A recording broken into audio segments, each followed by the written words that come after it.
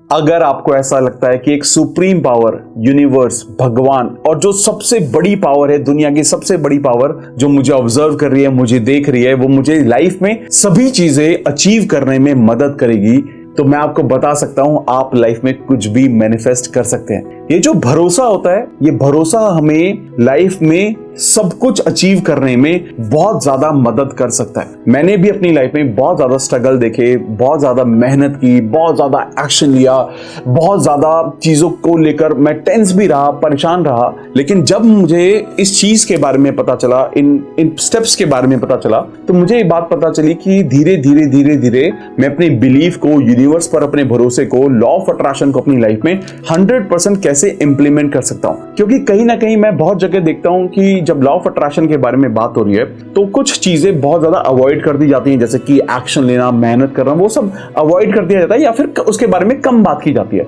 लेकिन यहां पर एक ऐसा 5 स्टेप प्रोसेस फॉर्म किया गया है जिसके जरिए आप लाइफ में कुछ भी अचीव कर सकते हैं, और ये 100% शॉर्ट सक्सेस का फॉर्मूला है और आप 100% लॉ ऑफ अट्रैक्शन में इसको इंप्लीमेंट कर सकते हैं। बहुत सारे लोग ऐसे हैं जो लॉ ऑफ अट्रैक्शन को अडॉप्ट करने की कोशिश कर रहे हैं, अपनी लाइफ में इंप्लीमेंट करने की कोशिश कर रहे हैं, बहुत टाइम से कर रहे हैं, लेकिन लॉ ऑफ अट्रैक्शन में उनको सक्सेस मिल नहीं रही है। तो मैं आपको बताना चाहता हूं कि आपके लिए सॉल्यूशन आ चुका है, जिसमें आप अगर ये 5 स्टेप्स फॉलो करते हैं तो आपको लॉ ऑफ अट्रैक्शन के जरिए कुछ भी मैनिफेस्ट करने में डिफिकल्टी नहीं आएगी। चाहे वो लाइफ पार्टनर को अट्रैक्ट करना हो, पैसा अट्रैक्ट करना हो, जॉब अट्रैक्ट करनी हो, एग्जाम के बारे में हो, चाहे वो हेल्थ के बारे में हो, चाहे वो किसी भी चीज के बारे में हो, फॉर्मूला सिर्फ यही है। इन 5 स्टेप्स को आपने अगर फॉलो कर लिया तो मैं आपको गारंटी दे सकता हूं कि आप कुछ भी लाइफ में मैनिफेस्ट कर सकते हैं। इनको समझने के लिए इस वीडियो को बहुत ही ध्यान से देखना, और अगर आपको हमारी वीडियोस बहुत पसंद आती हैं तो इस वीडियो को भी पहले लाइक कर दो,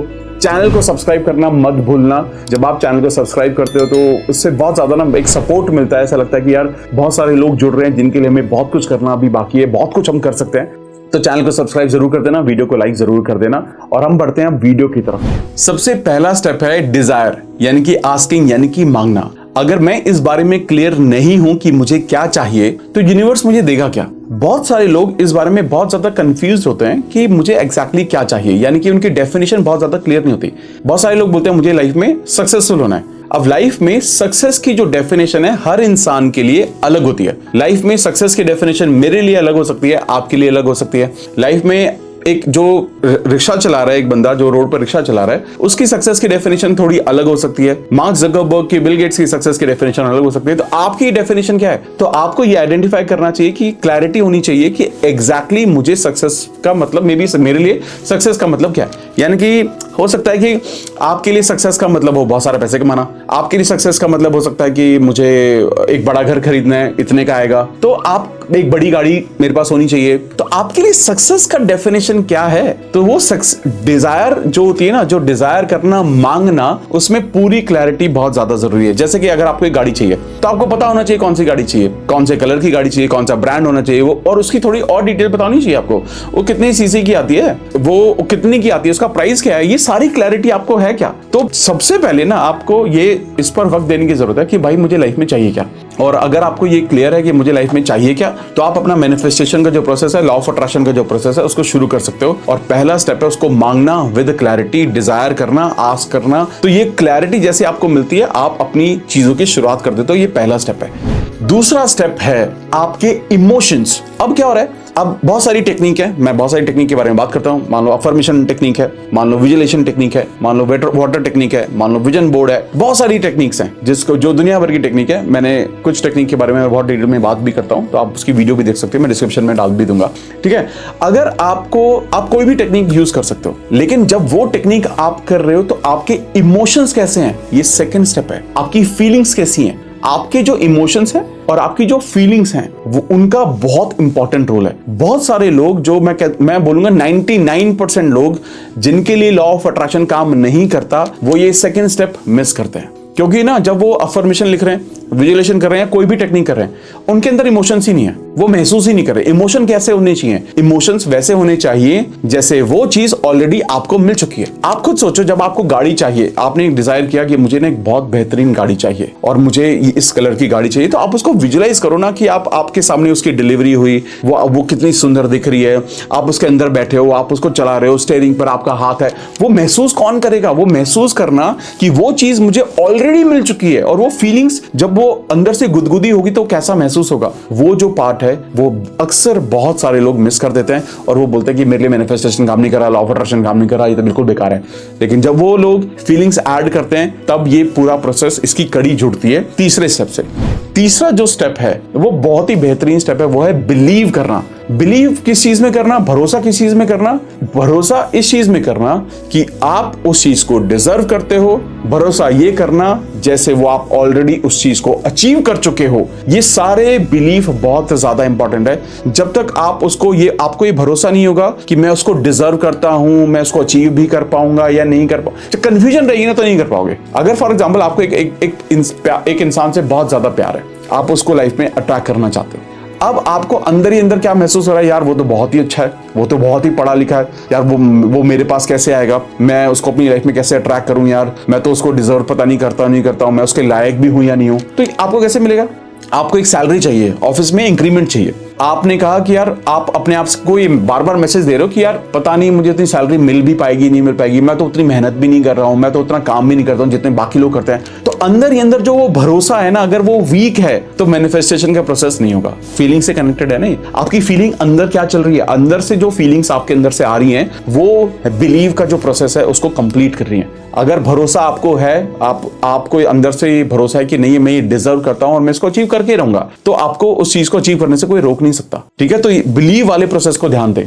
चौथा पार्ट क्या है? बहुत लोग इसको भी मिस कर रहे हैं, बहुत लोग मिस कर रहे हैं इसको। चौथा पार्ट ये कि जो एक मिथ भी है लॉ ऑफ अट्रैक्शन से रिलेटेड कि यार मैं सिर्फ सोचूं तो क्या हो जाएगा, क्या अचीव कर लूंगा, क्या बिना सिर्फ सोचने से कैसे हो सकता है? बहुत सारे लोग भी ये बात मुझे बोलते हैं कि यार, बहुत सारे लोग तो ये बोलते हैं कि यार ये सब बेकार की बातें हैं, आप जब तक एक्शन नहीं लोगे तो कैसे चलेगा। यार सिर्फ सोचने से कैसे हो सकता है? खाना आपके सामने पड़ा हुआ है, क्या सिर्फ सोचने से आप उस खाने को खा सकते हो? आप उस खाने को अट्रैक्ट कर सकते हो कि खाना किसी ने बनाया और वो आपके सामने दे दिया। आप खाने को ऑर्डर कर सकते हो, लेकिन खाना तो आपको ही खाना है ना, उसके लिए एफर्ट तो आपको ही करने पड़ेंगे। तो ध्यान रखना, जब भी आप अट्रैक्शन की जर्नी में जाते हो तो आप बहुत सारे तरीके अट्रैक्ट करते हो, बहुत सारे एवेन्यूज अट्रैक्ट करते हो, जिसके थ्रू आप ये सारी चीजें अपने पास करीब लेकर आ सकते हो। यानी कि आपने किया, आपने डिजायर भी कर लिया, मांग भी लिया, आपके अंदर फीलिंग्स भी, इमोशंस भी, आपको भरोसा भी है।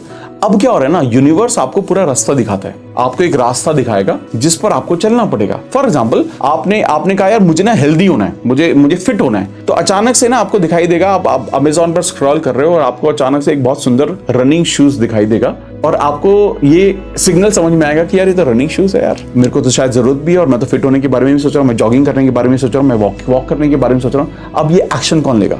मैं ही नहीं कह रहा हूं कि आपको जूता खरीदना है, हो सकता है आपके पास शूज ऑलरेडी हो, लेकिन वो यूनिवर्स रिमाइंडर दे रहा है कि भाई जूतों को निकालो एंड वॉक पे जाना शुरू करो, क्योंकि आप ये मांग रहे हो। तो यूनिवर्स ऐसे अलग अलग तरीके से आपको सिग्नल देता है। आपको जॉब ढूंढनी है, आपका दोस्त अचानक से कोई कॉल करता है, अब बोलता है यार मेरी कंपनी में भी ना जॉब की ओपनिंग है यार, तू अगर चाहे तो यार सीवी फॉरवर्ड कर दियो।